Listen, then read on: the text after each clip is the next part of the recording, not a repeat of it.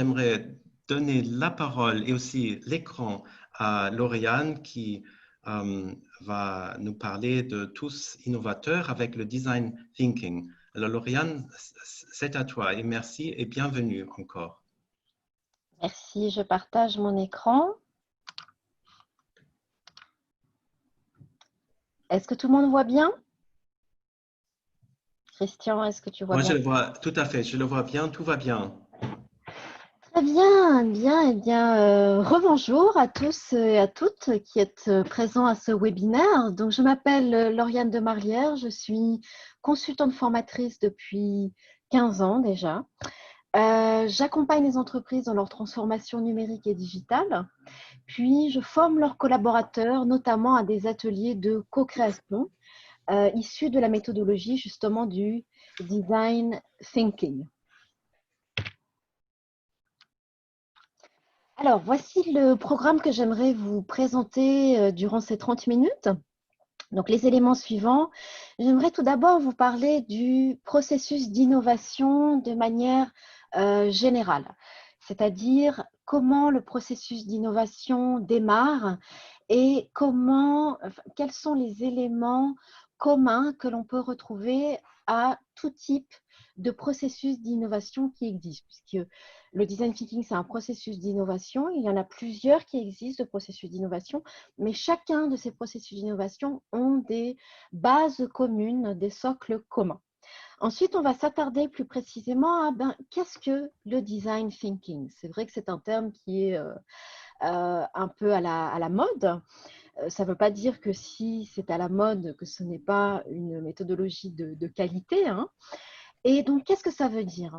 Puis ensuite, j'aimerais voir avec vous et faire un tour d'horizon des différentes étapes d'un projet en design thinking.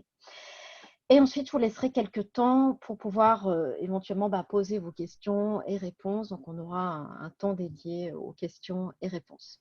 Voilà. Alors, c'est parti. J'ai pas mal de choses à vous montrer, donc je ne vais pas traîner.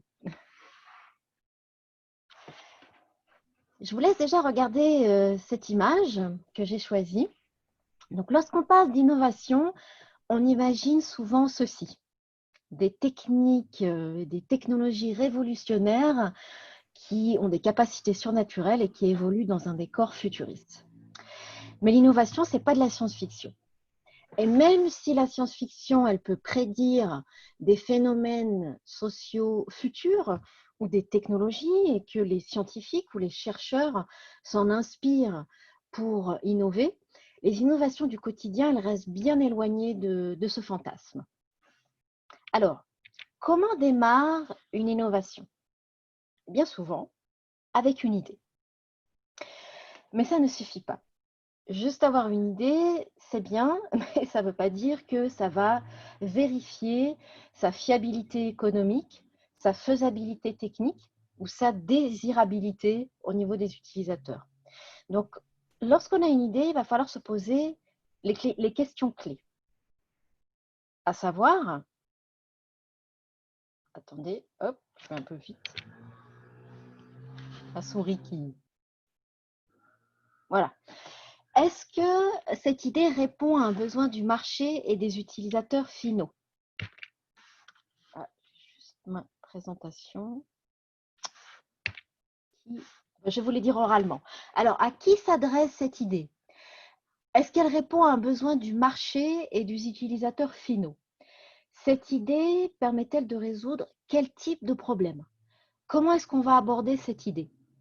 Comment est-ce qu'on va la concrétiser? Et enfin, comment est-ce qu'on va tester cette innovation, cette idée, et la perfectionner avec l'aide des usagers? Voilà, excusez-moi. Donc, c'est toutes ces questions auxquelles on peut répondre avec la méthodologie du design thinking. J'aimerais aussi m'arrêter quelques instants sur les mythes de l'innovation. Alors, dans beaucoup de discours, l'innovation est présentée comme le résultat d'idées brillantes d'individus inspirés. Vous avez sûrement entendu parler du fameux mythe du garage qui raconte que des startups de Californie ont démarré dans un garage avec des jeunes fondus d'informatique et avec très peu de moyens. Oui, ça a pu être le cas, mais pas forcément pour toutes les startups. Vous avez aussi entendu parler, vous connaissez sûrement aussi la fameuse ampoule qui est associée au mot innovation, le fameux Eureka, qui suggère que les idées apparaissent de manière naturelle, soudaine, et qui sont le fruit d'un processus individuel. Alors, ces mythes restent des mythes. Ces trois grands mythes, bien sûr, ont pu se produire. Bien sûr qu'il y a des génies qui ont pu avoir des idées brillantes à certains moments, mais dans la plupart des cas, ça ne se passe pas comme ça. Dans la plupart des cas, les innovations et les idées, elles découlent d'un processus collectif. Elles découlent d'un processus collectif, d'une intelligence collective et d'une co-création. Donc, le processus d'innovation, c'est un processus qui se gère, qui s'organise selon des étapes, plus ou moins linéaires, mais qui se gèrent. Et c'est ceci qu'on va voir dans ce webinaire, justement. Alors, on va parler maintenant du processus d'innovation de manière globale, sans entrer tout de suite dans le design thinking. Comme je vous l'ai dit tout à l'heure, il y a plusieurs types d'innovation qui existent, plusieurs approches, plusieurs méthodes. Pour en citer par exemple deux, vous avez peut-être entendu parler du crowdsourcing, vous avez peut-être entendu parler de l'open innovation. Donc ça, ce sont toutes des méthodes que l'on peut utiliser, qui diffèrent sur certains critères et aspects, mais qui se rejoignent dans l'élaboration des étapes. Et on va voir ensemble quelles sont ces étapes. Et vous verrez que le design thinking se base aussi sur ces étapes-là. Alors, première étape. La première étape, c'est la plus importante. Et c'est celle souvent que les personnes mettent de côté ou, je dirais, bâclent. Et il ne faut pas. La première étape, c'est comprendre et observer nos usagers, l'humain, ceux à qui on va adresser notre idée, notre innovation, notre produit, notre processus d'amélioration. Dans cette phase-là, on va aller parler aux gens, on va aller les rencontrer, on va observer ce qu'ils font, on va écouter leurs problèmes. Donc, on va comprendre ce qu'ils disent, mais aussi ce qu'ils font. Le but, c'est un peu comme le travail que ferait un ethnologue ou un anthropologue, c'est-à-dire qu'on va aller collecter des données qualitatives. On va aller effectuer comme une étude d'anthropologie, d'ethnologie. Donc, bien sûr, je dirais, à l'époque actuelle, c'est quelque chose qui est un peu difficile à faire puisqu'on est plutôt dans une approche de distanciation sociale. Mais bientôt, j'espère qu'on pourra reprendre ce processus-là. Donc ça, c'est la première étape. La deuxième étape découle de la première. Voilà. On va extraire les expériences pratiques. Donc, on va collecter toutes les données qu'on a récoltées lors des observations. On va les organiser, on va les synthétiser. Et cela va nous permettre de faire émerger déjà des idées, de connecter des points entre eux, de repérer des redondances, des contradictions peut-être, et de nous permettre de voir les choses sous un nouvel angle, sous un nouveau point de vue.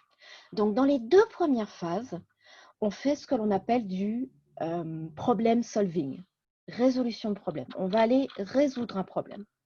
Ensuite, on passe à la troisième phase, qui est la génération des idées, ou dans le langage technique, la phase d'idéation, le fait d'idéer. C'est-à-dire qu'on va générer un maximum d'idées à l'aide de techniques créatives. Je vous en présenterai quelques-unes. On va générer un maximum d'idées, de la plus simple à la plus farfelue, à la plus folle, à la plus triviale. Le but, c'est de vraiment maximiser le nombre d'idées.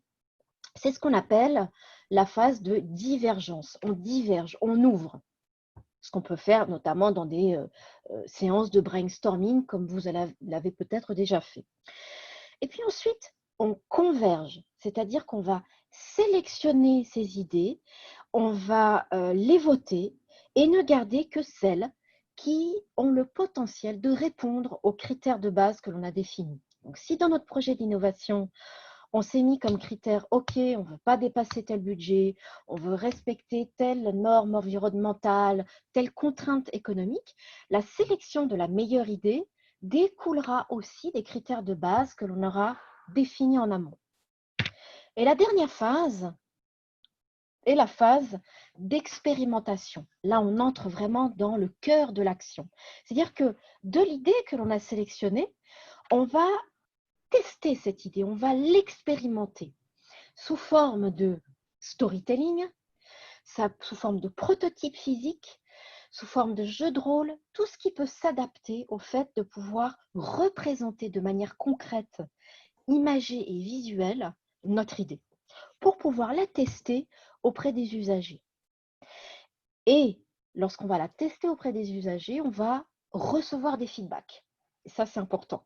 Des feedbacks positifs, mais aussi des feedbacks négatifs. Et la notion de négativité est une notion importante en innovation, en design thinking. Le fait d'échouer est important. C'est ce qui va nous permettre de nous améliorer, de pouvoir recréer un nouveau prototype et d'améliorer notre produit, notre innovation pour arriver à la solution la plus idéale. Donc voilà quel est le processus d'innovation de manière globale. Maintenant, je vous propose qu'on entre dans le monde merveilleux, ça c'est une passionnée qui parle, du design thinking, le processus du design thinking. Qu'est-ce que c'est déjà? Donc c'est quoi le design thinking? Alors le design thinking est souvent représenté comme une méthodologie associée à des outils, un peu comme une boîte à outils de techniques créatives qui permettent de booster la créativité. Ce n'est pas totalement faux, mais c'est quand même un peu plus que ça. Ou pire, parfois, le design thinking est vu comme une série de séances de brainstorming améliorées. Eh bien, ce n'est pas du tout ça non plus. Le design thinking, c'est d'abord un état d'esprit, une philosophie qui place au centre l'utilisateur et une dynamique de co-création reposant sur l'intelligence collective d'un groupe. Donc, on est vraiment dans une approche groupale. Et aussi, on travaille avec ce qu'on appelle une équipe multidisciplinaire. J'y reviendrai juste après. Donc, le design thinking, il existe depuis à peu près 50 ans, mais il a été démocratisé par l'agence IDEO, qui est basée à San Francisco. Donc, personnellement, j'ai été formée et certifiée chez eux. C'est une entreprise et c'est aussi une école. Et ils ont démocratisé cette technique dans les années 90 pour permettre justement aux entreprises d'améliorer l'innovation.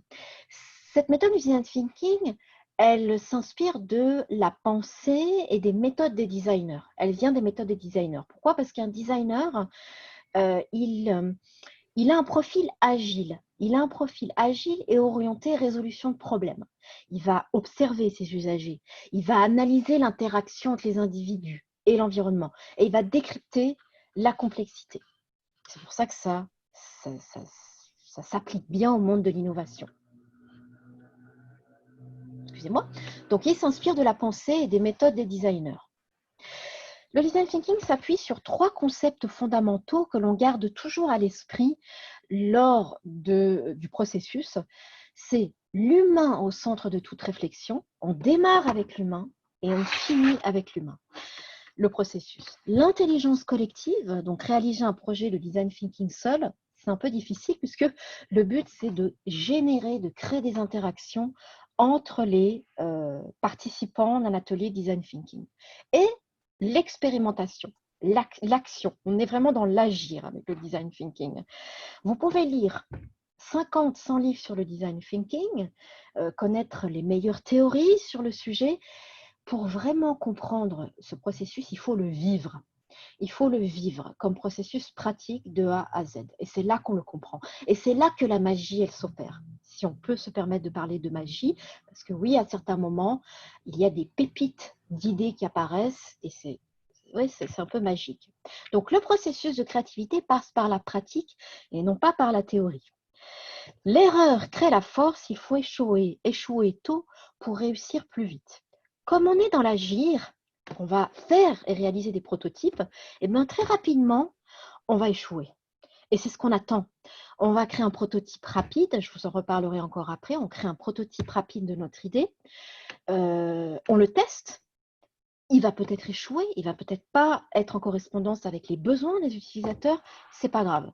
On l'améliore, on le jette ou on l'améliore et on refait un prototype.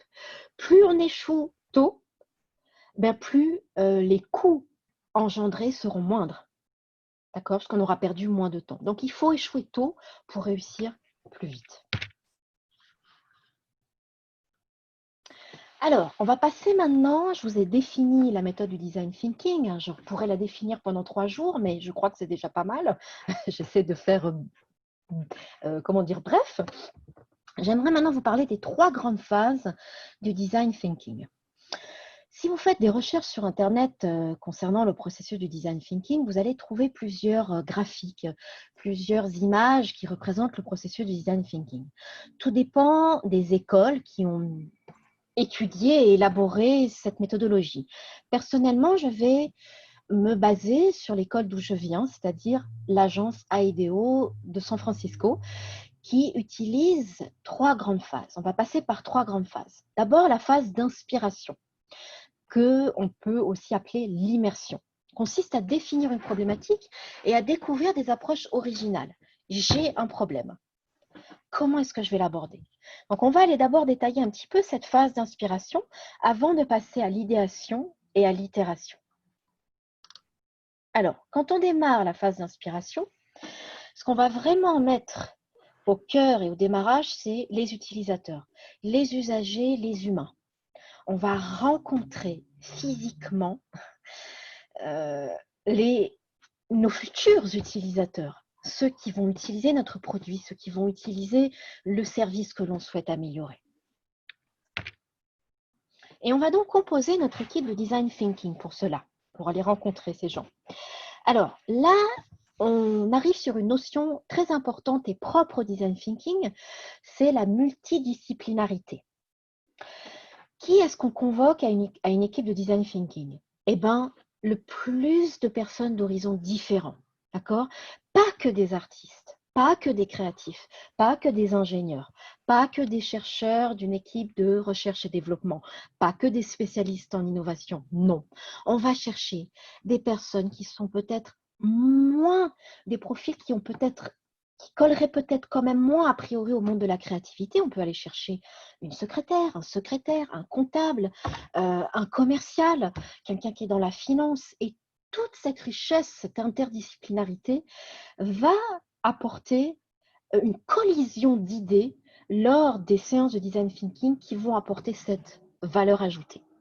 Donc, tant qu'on le peut, on réunit des personnes d'horizons différents. Bien sûr, ce n'est pas toujours évident d'aller chercher toutes ces personnes dont on a besoin et puis de les conserver présents lors de tout le processus du design thinking. Ce n'est pas ce qu'on demande. On va réunir des profils interdisciplinaires, mais à certains moments clés, vous pouvez aller chercher un profil comptable pour une séance et puis une autre personne pour une autre séance. Le processus n'est pas figé, il n'est pas linéaire, il est ouvert, c'est un processus créatif. Donc on peut penser hors du cadre. Mais cette idée de multidisciplinarité est importante à retenir. Dans la phase d'inspiration, on va utiliser et développer 5 compétences. Elles ont l'air triviales, mais elles sont vraiment importantes. L'observation. On va écouter, observer, comprendre ce qui intéresse vraiment les gens. On va aller les rencontrer. On va apprendre aussi des profils extrêmes. C'est-à-dire qu'on ne va pas se contenter simplement d'aller observer des personnes lambda qui se trouveraient dans une fourchette moyenne d'un public cible, mais on va aller chercher les extrêmes. Et puis, on va mener des interviews aussi pour compléter nos observations. On va mener des interviews, des entretiens de manière passive, mais aussi active, pour vraiment obtenir des réponses plus profondes, pour aller chercher ce dont l'utilisateur a besoin. Aller au-delà de ce qu'il dit même. Parce que parfois, on dit quelque chose, mais en fait, l'intention, elle est différente. Donc, on va vraiment aller chercher le besoin profond de l'utilisateur. On va aussi utiliser une compétence que l'on appelle l'empathie immersive, qui est peut-être la compétence la plus puissante de la phase d'inspiration. Alors là, on ne parle pas forcément d'empathie émotionnelle ou simplement mentale. Je me mets mentalement ou émotionnellement à la place de l'autre. Non. On parle d'empathie immersive, c'est-à-dire qu'on se met physiquement mentalement complètement dans la peau de l'autre pour vivre ce qu'il vit et pour justement comprendre comment il utilise notre produit, pourquoi est-ce que notre innovation, elle fonctionne ou elle ne fonctionne pas. Et enfin, après avoir utilisé ces 4 compétences, on va partager nos idées, toutes les idées qu'on a collectées dans cette phase-là. On va les partager aux usagers, à notre équipe de design thinking pour recevoir des feedbacks déjà. Et on va les partager de manière visuelle. Donc c'est une phase qui est importante. C'est la plus importante et c'est la plus longue avant les 2 autres phases. Donc, on va aller observer sur le terrain. Alors, pas besoin de beaucoup de matériel, hein. On peut tout simplement prendre un journal de bord, un stylo, une caméra, un appareil photo, et on va rencontrer nos utilisateurs. La rencontre, elle est plus qualitative que quantitative. Pas besoin de rencontrer 100 personnes. 3 à 10 personnes peuvent largement suffire pour avoir les données dont on a besoin. On adopte la posture de l'anthropologue. Pourquoi ? Parce que cette posture-là va nous permettre de comprendre où se situent les besoins conscients, mais aussi inconscients des utilisateurs, les intentions non assouvies, les difficultés observées dans les usages. D'accord ? Donc, on va chercher la valeur. On va, comme je l'ai déjà mentionné, identifier les extrêmes, les profils extrêmes. Alors, les extrêmes, c'est qui ? Bien, les extrêmes, on peut considérer les extrêmes comme l'aspect démographique, par exemple. On va aller chercher des profils qui sont jeunes ou âgés, des personnes qui ont des salaires bas ou des salaires hauts, des personnes qui sont éloignées géographiquement ou rapprochées. Là, par exemple, si je veux par exemple améliorer un ustensile de cuisine, donc je veux proposer un nouveau produit dans le domaine de la cuisine, je vais aller observer ou interviewer des personnes qui pratiquent régulièrement la cuisine, qu'on voit au milieu de la courbe de Gauss, mais c'est aussi important d'aller observer des personnes qui n'ont jamais pratiqué. Ça peut être un cours de cuisine pour enfants, par exemple, ou une personne qui pratique en tant que pro, un cuisinier dans un grand restaurant. Donc là, le but, c'est vraiment de pouvoir faire ressortir des hypothèses auxquelles on n'aurait pas pensé si on n'observe que des personnes lambda. Pardon. Comme je l'ai dit tout à l'heure, on va aussi aller mener des entretiens. Donc, il n'y a rien de mieux pour comprendre les espoirs, les désirs et les aspirations des destinataires d'un projet que de leur parler directement. Les entretiens durent à peu près entre 60 minutes et 90 minutes. Alors, bien sûr, il y a des techniques pour mener ces entretiens, mais on est vraiment dans une écoute plutôt assez passive pour le coup. Et comme on va chercher vraiment le besoin utilisateur, on ne suggérera pas les idées. Si on a déjà une idée en tête de notre produit, on ne le suggère à aucun moment. On doit vraiment laisser les interviewés la parole, qu'ils puissent exprimer leurs besoins et ce qu'ils ressentent. Donc, par exemple, je pourrais très bien dire, parlez-moi d'un moment où vous avez fait une découverte importante dans votre laboratoire et je vais encourager mes interviewés à élaborer autour de mon projet. Je parlais tout à l'heure d'immersion empathique ou d'empathie immersive. Alors là, c'est quelque chose qu'on n'a peut-être pas forcément l'habitude d'utiliser, mais imaginons que je souhaite améliorer, par exemple, un service pour des personnes âgées. N'importe quel service pour des personnes âgées. Quoi de mieux que de se mettre à la place d'une personne âgée et de se mettre en position restreinte comme peuvent l'être certaines personnes âgées que de comprendre leur univers. Donc, si je veux par exemple savoir comment utiliserait une personne âgée tel service, je vais par exemple me restreindre la vision ou me diminuer l'ouïe ou me diminuer ma mobilité. Alors, vous allez me dire, ouais, mais comment est-ce qu'on fait ça? Eh bien, on est créatif. Par exemple, on va se mettre des boules qui dans les oreilles. On va se limiter la vision en mettant des lunettes et en brouillant les verres des lunettes. Et on va vivre cette expérience. Et on va le vivre non pas 5 minutes, une journée, 2 jours, pour vraiment ressentir ce que l'autre ressent. Et là, on va comprendre. On va comprendre ce que l'usager attendrait de notre produit. Donc ça, c'est vraiment un des éléments clés du design thinking, cette empathie immersive. Alors j'aime bien cette phrase de Lao Tse, What I hear, I forget. What I see, I remember. What I do, I understand. Ce que je fais, je le comprends. Voilà donc pour cette phase sur, je vais juste revenir sur cette partie-là, voilà, d'immersion. Ensuite, après la phase d'immersion, on va passer à la phase d'idéation, c'est-à-dire que l'on va maximiser le nombre d'idées. On va mettre en place un processus pour générer un maximum d'idées. Et on va utiliser des techniques créatives. Donc, on va passer par 2 phases ici. Les phases de divergence et de convergence. On diverge, on converge. On diverge, on converge. C'est-à-dire qu'on va animer des séances créatives de 60 minutes pour optimiser et maximiser le nombre d'idées. On pense grand et large.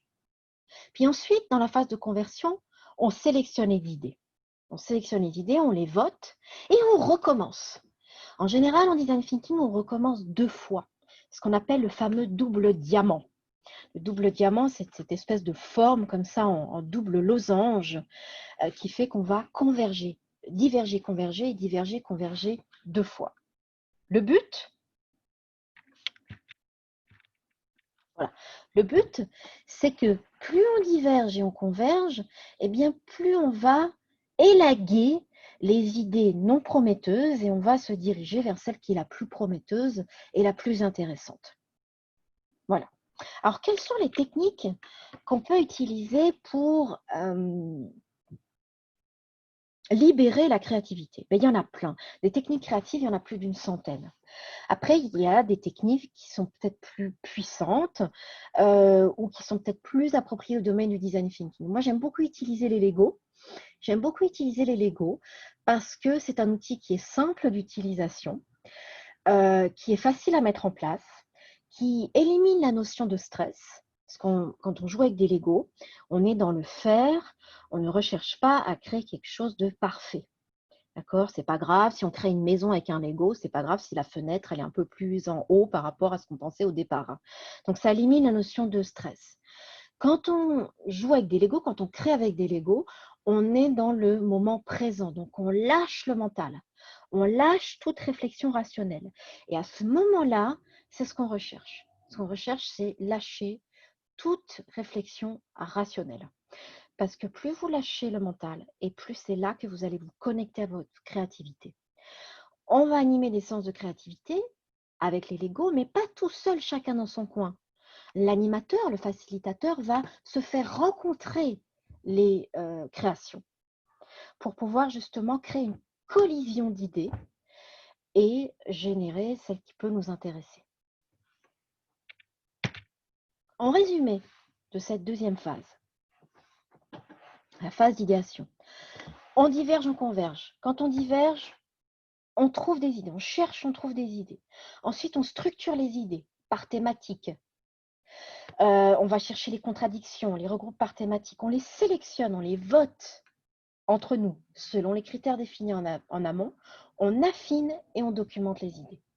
Et là, on arrive à la fin de la phase d'idéation. Et la troisième et dernière phase, c'est la phase de prototypage. Donc, suite à la phase d'idéation, on aura sélectionné une idée. Et bien là, il va falloir la créer, cette idée. Il va falloir la tester pour voir si elle est viable, si elle est désirable, si elle est faisable technologiquement. Donc, on va créer un prototype, mais pas un prototype parfait. En design thinking, on est dans un prototype rapide. Je dirais même, il ne faudrait pas dépasser 60 minutes pour réaliser notre prototype.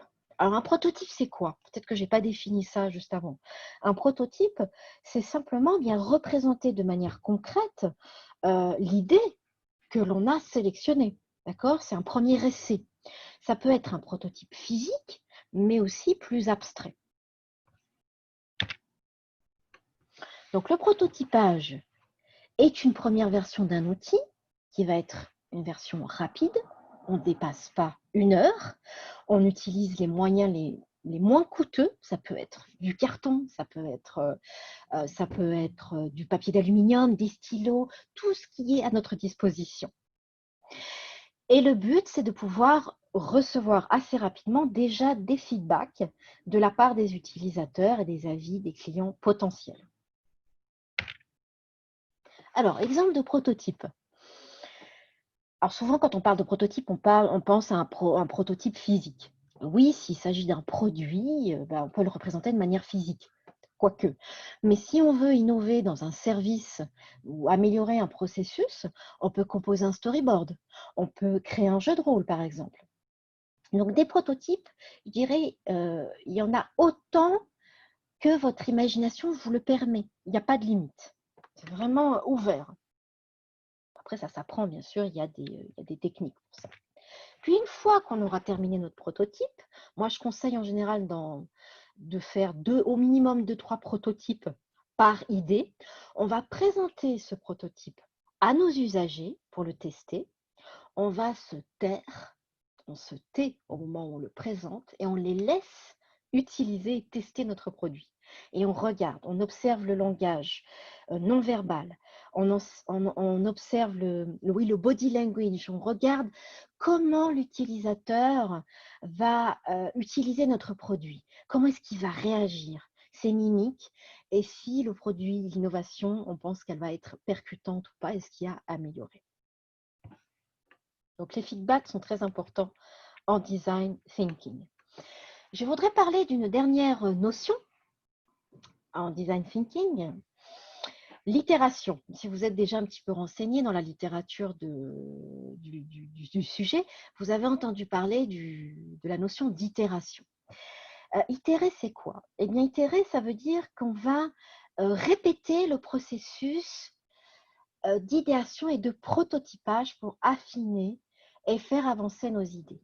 Le processus du design thinking, ce n'est pas un processus linéaire, c'est un processus qui revient autant que nécessaire jusqu'à ce qu'on arrive à la solution finale. À nouveau, échouer tôt pour réussir plus tôt.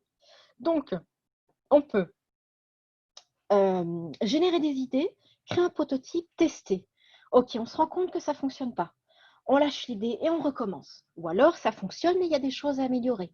Et on recommence. Donc, c'est pour ça qu'on est dans cette idée d'itération. D'accord? C'est un processus qui fonctionne sur un système d'itération. Les idées sont développées, testées, abandonnées ou améliorées jusqu'à ce qu'on obtienne la meilleure solution.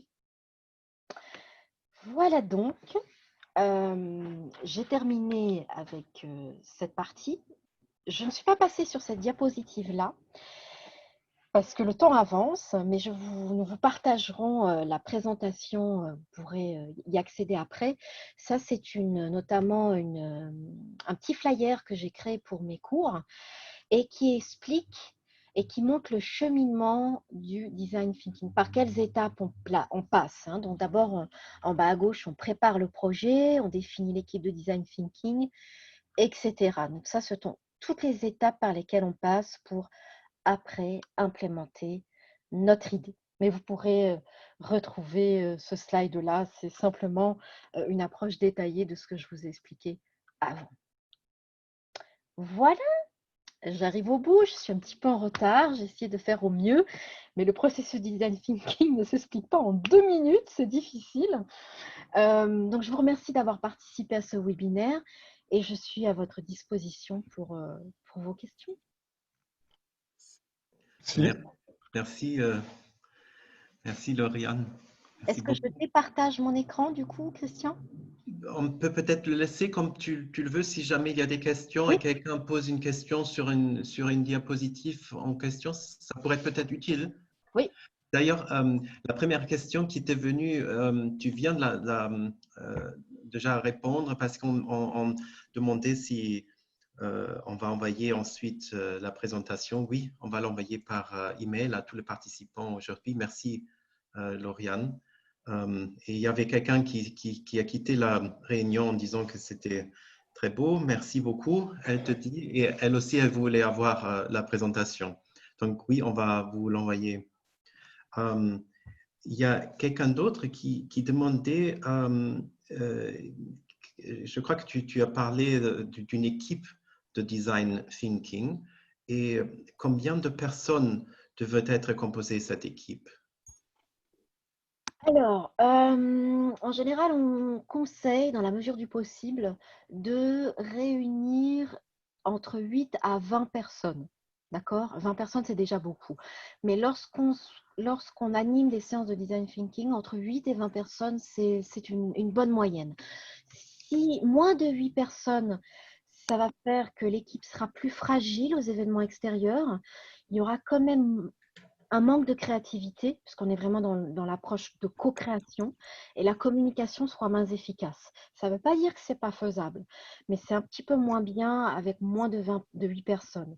Au-delà de 20 personnes, là, il y a une diminution de la cohésion, il y a une baisse de la performance de l'équipe. Donc, je dirais entre 8 et 20 personnes, c'est une bonne moyenne pour animer des séances de design thinking. Est-ce que ça a répondu à la question? Vous m'entendez? Oui, comme moi je l'ai lu, je pense que ça a dû répondre totalement. Je, je vois en haut, il y a quelqu'un d'autre qui pose la question par rapport à une analyse SWOT. Où se situe le design thinking? C'est un outil complémentaire? C'est un outil complémentaire à quoi? À analyse SWOT. Ah! Pardon, j'ai pas compris. Autant Oui, pour moi. J'avais pas compris le SWOT. SWOT. Oui, c'est c'est moi ça. qui ai posé la Oui, question. d'accord. Non, c'est pas complémentaire. Le SWOT, je dirais le SWOT, c'est plutôt un outil qui pourrait se greffer dans la boîte à outils du design thinking. D'accord? Le design thinking, c'est un processus de A à Z, un processus d'innovation.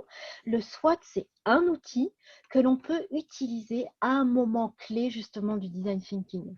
Donc, je ne peux pas dire que ce soit complémentaire, je dirais plutôt que le SWOT pourrait être un outil utilisé dans le processus de design thinking. D'accord. J'espère que ça répond à la question. Mais c'est deux choses, en tout cas, qui peuvent travailler de concert. Oui. Alors, on avait parlé avant de commencer la réunion, on avait déjà parlé de ça, mais peut-être tu peux expliquer parce qu'ici, quelqu'un demande est-ce que l'on peut faire design thinking à distance, Lauriane? Tu Alors, peux nous prouver un peu. Alors, tout est possible. Tout est possible dans la mesure, dans la mesure où, justement, le design thinking nous demande à être créatif et innovant. Donc, je dirais oui, on peut le faire à distance. Mais on va quand même perdre un point important du design thinking, c'est l'interaction entre les gens. Alors vous allez me dire, ben oui, mais on peut effectuer une interaction vis-à-vis d'une plateforme digitale. Oui, mais on n'aura pas l'interaction émotionnelle. On n'aura pas l'interaction du non-verbal, qui est très importante en design thinking lors des séances de créativité. Alors, je dirais que oui, on peut animer à distance, mais à ce moment-là, il faudrait que les personnes qui suivent un atelier de design thinking à distance puissent au moins, de leur côté, effectuer des séances de création avec des personnes physiquement accessibles. Vous voyez ce que je veux dire? Si je suis animateur à distance, j'ai 10 élèves. Mes 10 élèves ne se rencontrent pas. Par contre, ces 10 élèves peuvent aller chacun de leur côté rencontrer des personnes physiques. Mais il faut qu'il y ait une interaction physique. C'est important. Sinon, on perd vraiment l'essence. Donc oui, c'est faisable, mais sous certaines conditions. J'espère que ça a répondu à la question. Oui, c'était moi qui ai posé. C'est très bien, c'est très clair. Merci. Merci beaucoup. Tu as parlé tout à l'heure d'une posture anthropologue. Oui. Comment on peut c'est une question que j'ai en fait, comment on peut la voir? On n'est pas anthropologue, c'est quelque chose de compliqué. On, peut être ça activement, c'est passif, ou comment?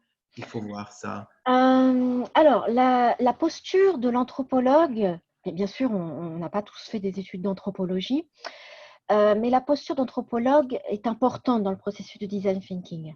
C'est d'ailleurs la première posture. C'est une posture qui est utilisée dès le début du processus. Les agences de design thinking recrutent même des anthropologues pour leur processus de design thinking, font même appel à eux pour des conseils. Après, on se dit oui, mais adopter la posture d'anthropologue, est-ce que c'est pas finalement une posture un peu passive? Nous, on a besoin d'être dans l'actif, on est dans le monde du business, on veut trouver des idées, on veut que ça aille vite. Mais non, la posture d'anthropologue, comme on va l'utiliser en design thinking, c'est une posture active. Pourquoi? Parce qu'on va mener des entretiens qualitatifs. D'accord? C'est pas juste observer de l'extérieur, c'est pas simplement se poser sur une chaise et écouter de manière passive. On se positionne, l'anthropologue en fait, il se positionne juste à l'opposé de l'expert omniscient. Voyez? Je ne vais pas me présenter auprès de mes usagers en tant qu'expert omniscient. Je vais me mettre en position active, mais un petit peu en retrait, et je vais vraiment laisser la place à l'autre. D'accord? Pourquoi? Parce que je souhaite interroger les gens sur ce qu'ils souhaitent, mais aussi comprendre les différences qui existent entre ce qu'ils disent, souhaitent faire et ce qu'ils font vraiment. Quand vous allez observer des gens et vous allez les interviewer, ils vont vous raconter toutes sortes de choses, ce qu'ils ont envie de vous raconter. Mais ça ne veut pas dire que c'est ce qu'ils font vraiment. Ça ne veut pas dire que c'est ce qu'ils mettent réellement en place, ce qu'ils pensent vraiment par derrière. Eh bien, vous, votre job, et là c'est la partie active, c'est d'aller chercher ce qui se passe réellement derrière. Moi, quand je mène mes entretiens, par exemple, je demande souvent à la personne de me montrer. Montrez-moi comment, par exemple, vous utilisez ce produit. Comment vous feriez. Quand la personne, elle montre, quand elle fait physiquement, elle ne peut pas tromper. Enfin, voilà. Donc, non, la posture d'anthropologue n'est pas passive en design thinking, mais bien active et on l'utilise tout au long du processus. Merci, J'espère que ça Lauriane. répond à la question. Il y a quelqu'un autre qui demande pour les services. Est-ce qu'il y a des points communs avec le business model Canvas de Strategizer? Oui, il y a quelques points communs, effectivement, notamment eh bien, dans l'utilisation des personas. C'est-à-dire qu'on peut, dans la phase d'immersion et d'inspiration en design thinking, on peut utiliser des personas, c'est-à-dire des personnes virtuelles qui répondent à des statistiques. Donc, de ce point de vue-là, oui, en design thinking, on utilise des personas et dans le business model Canva, on utilise aussi des personas. Donc, on se base aussi sur des sources qualitatives et quantitatives et sur d'autres points, mais c'est celui qui me vient à l'esprit. Oui, très bien. Je regarde. Ah, j'ai une question encore. Je pense aussi, tout à l'heure, tu as parlé tu as montré ce fameux garage, par exemple, et là, il y a une question, quelqu'un qui demande, est-ce qu'on peut trouver l'idée magique dès la sortie d'une première séance de créativité? Non, très rarement. Très rarement. Ça peut arriver, mais non. Alors, pourquoi? Parce que pour que le processus de créativité se mette en place et qu'on arrive vers l'idée magique, il faut qu'il y ait un temps d'incubation. Donc, lorsqu'on met en place une première séance de créativité avec des Legos, avec du brainstorming, du brainwriting, toutes sortes de techniques, on fait du remue-ménage, on génère un maximum d'idées. Quand la séance elle est terminée, souvent on est déçu. On est déçu parce qu'on n'a pas trouvé l'idée qu'on voulait. C'est très rare. C'est normal. C'est normal. On effectue une pause à ce moment-là.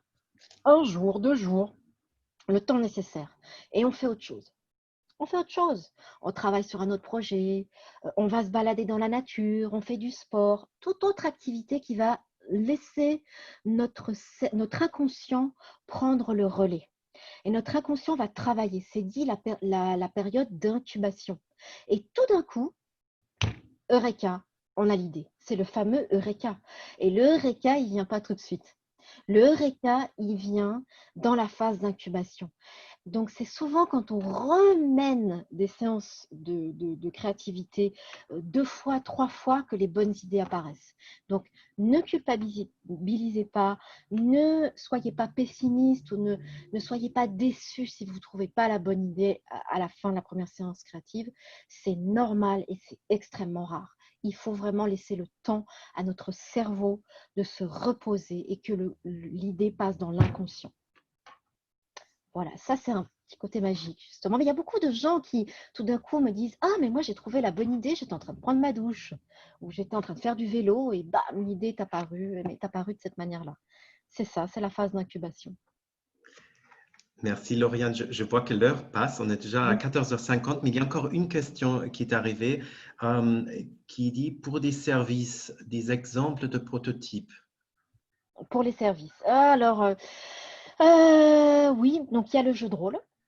Clairement, le jeu de rôle, si c'est possible pour vous, de mettre en place une scénette, un sketch, une pièce entre des personnes. On peut aussi utiliser le storytelling. On peut aussi utiliser comme outil le storyboarding. Et on peut même aussi utiliser les Lego. On peut même aussi utiliser des prototypes physiques pour représenter un service. Je sais que ça peut sembler un peu fou, mais vous pouvez très bien, voilà, vous souhaitez améliorer un service, proposer une innovation dans un service, donc c'est quelque chose d'assez abstrait. Vous pouvez aussi représenter ça sous forme d'un Lego. Ou alors, je vais peut-être vous montrer quelque chose. Donnez-moi juste une minute. J'espère que vous voyez encore mon écran. Il y a un outil que j'aime bien utiliser, c'est celui-ci. On le voit. Ouais. Alors, si jamais vous pouvez accéder à cet outil qui est gratuit et que vous pouvez trouver sur le lien que je vous partage là, expériencesap.com. C'est un outil que vous pouvez télécharger et imprimer. C'est des petites scènes. Ce sont des scènes qui reprennent des images de la vie de tous les jours du monde professionnel. Et vous pouvez découper et écrire et vraiment raconter une histoire pour expliquer votre idée. Donc, un prototype peut très bien se faire sur la base de cet outil-là. Moi, c'est un outil que j'utilise dans mes ateliers de co-création et que les gens adorent utiliser parce que c'est flexible, on peut écrire, on peut dessiner. On n'est pas obligé aussi d'être très bon en dessin. Donc, voilà, tout type de prototype est faisable, mais ça, c'est vrai que c'en est un qui, j'espère, pourra vous donner des idées. Voilà.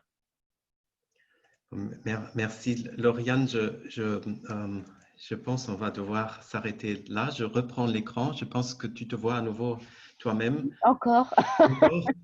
Alors encore merci. J'aimerais pour finir dire que nous n'avons pas ce cours en virtuel, comme Lauriane a expliqué. Je pense que tu as bien expliqué tes raisons pourquoi ce n'est pas possible. Mais par contre, on a fait chez Digicom dans les dernières semaines plus que 80 formations en virtuel. Donc, vous êtes bienvenus d'aller regarder sur notre site s'il y a d'autres cours en virtuel. D'ailleurs, il y en a aussi avec Lauriane, mais sur des autres thèmes. Vous êtes bienvenus d'aller regarder sur notre site. Alors, j'aimerais faire une pub pour demain, parce que demain, on a un autre DigiSnack. Normalement, c'est que le vendredi, mais exceptionnellement, aujourd'hui, on avait Lauriane le jeudi. Et demain, vendredi, il y aura Patrick Hauser qui va parler, se poser la question, gestion de projets traditionnels ou agile, doit-on choisir? Alors, demain, à nouveau à 14h, et vous êtes bien sûr tous et toutes bienvenus. Alors, la semaine prochaine, ça va être que le vendredi et il y aura Stéphane Tiner qui va parler aussi, il va aussi poser une question, comment faire évoluer sa stratégie et son industrie dans le monde digital. Et ça, en fait, ça va être une série de 3 DigiSnacks, mais qui va faire dans un espace de 3 à 4 semaines jusqu'au mois de juillet. Alors, je vous remercie encore de votre attention, que vous étiez là. On va vous envoyer les éléments comme on l'a dit et vous êtes bienvenus à nous poser d'autres questions ou faire des commentaires avec le hashtag DigiSnack ou avec notre email. D'ailleurs, il y a aussi le mien si vous souhaitez m'écrire personnellement. Alors encore, merci Lauriane. Merci à tous. Merci à tout le monde de votre présence. Merci beaucoup. Et à bientôt. À bientôt. Au revoir.